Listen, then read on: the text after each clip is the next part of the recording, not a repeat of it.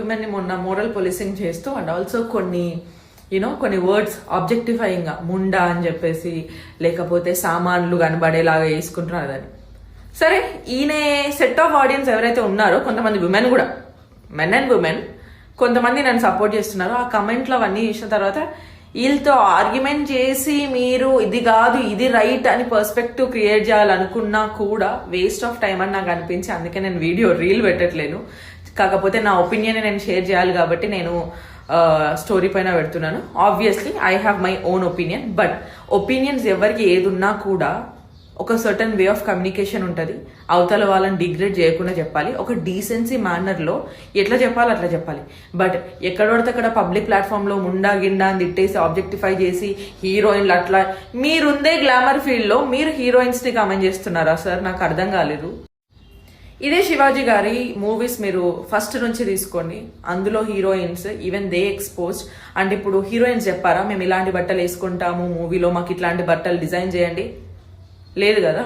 అది director thought process అయి ఉండొచ్చు, లేకపోతే కొరియోగ్రాఫర్ ఇక్కడ ఇలాంటి డ్రెస్ సూట్ అవుతుంది అని చెప్పి ఉండొచ్చు, లేకపోతే వాళ్ళ డిజైనర్ ఇదైతే బాగుంటుందండి అని చెప్పి ఉండొచ్చు. సో డ్రెస్సింగ్ అనేది డ్రెస్సింగ్ ని బట్టే మేము రెస్పెక్ట్ ఇస్తామంటే అది మీ వల్గర్ మైండ్ సెట్ ని బట్టి ఉంటుంది. బికాస్ ఇప్పుడు మీ మైండ్ సెట్ కి విమెన్ ఏం చేస్తారు? ఇంకొక ఆవిడ అంటది ఇంతకుముందు ప్రీవియస్ స్టోరీలో, స్విమ్మింగ్ సూట్ వేసుకొని ఇద్దరు పిల్లల్ని కానీ ఆమె నీళ్ళల్లో స్విమ్మింగ్ సూట్ వేసుకుంది. వాటర్లో దిగుతున్నప్పుడు స్విమ్మింగ్ సూట్ కాకపోతే చీర కట్టుకొని స్విమ్మింగ్ చేస్తారా? What nonsense. I'm like, misogynistic men కంటే మిసాజినిస్టిక్ ఉమెనే డేంజరస్ తెలుసా? వీళ్ళే అసలైన థ్రెట్ అసలు సొసైటీకి. అండ్ వాళ్ళు మొత్తం ఇంకొక మాట చెప్పాలి, అందరూ గుర్తుపెట్టుకోవాల్సింది ఏం తెలుసా?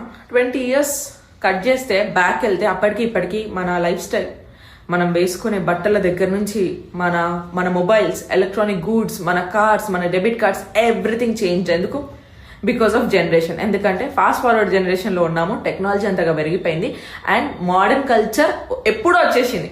So when we are in this modern culture and మనం ఇవన్నీ యాక్సెప్ట్ చేస్తున్నప్పుడు there would be some advantages and disadvantages. Okay, అది ఎవరు ఎట్లా తీసుకుంటారన్నది వాళ్ళ ప్రాబ్లం. ఇప్పుడు ఇక్కడ క్లోతింగ్ దగ్గర నుంచి అన్ని చేంజ్ అయిపోయినాయి. Okay, women are coming out and they are exploring, అన్నీ అవుతున్నాయి. కాబట్టి ఒక అమ్మాయి ఏం బట్టలు వేసుకోవాలి ఏం బట్టలు వేసుకోవద్దో నువ్వెవరు చెప్పడానికి, నేనెవరు చెప్పడానికి? It all depends on it's her comfort level. నాకు ఒక ప్లేస్కి లాంగ్ ఫ్రాక్ వెళ్ళడం కంఫర్టబుల్ ఉంటే ఇంకో XYZ అమ్మాయికి షార్ట్ ఫ్రాక్ వేసుకోవడం కంఫర్టబుల్ ఏమో. ఇప్పుడు అంత మాత్రం దానికి అమ్మాయికి వాల్యూ లేదు, ఫుల్గా బట్టలు కప్పుకున్న అమ్మాయికి వాల్యూ ఉందంటే వాట్ ఈస్ దిస్? వాల్యూస్ అనేవి, రెస్పెక్ట్ అనేది బట్టల పైన డిసైడ్ అవుతుంది. మీ సామాన్లు కనిపించుకునేలాగా మీరు బట్టలు వేసుకుంటే మీకు వాల్యూ ఉండదు. ఆ వర్డ్ అసలు నాకు అర్థమే కాలేదు. అంటే ఆలోచన విధానం, మన ప్రవర్తన, మన ఇంటెలిజెన్స్, మన మెచ్యూరిటీ వల్ల వాల్యూ ఉండదు అనమాట. మన క్యారెక్టర్తో వాల్యూ ఉండదు. వాల్యూ అనేది ఎందులో గేజ్ చేస్తారు? మన వెయిటేజ్ అంతా డ్రెస్ పైన ఉంటుంది అనమాట. నువ్వు మొత్తం కప్పుకున్నావా, ఆమె మంచి అమ్మాయి.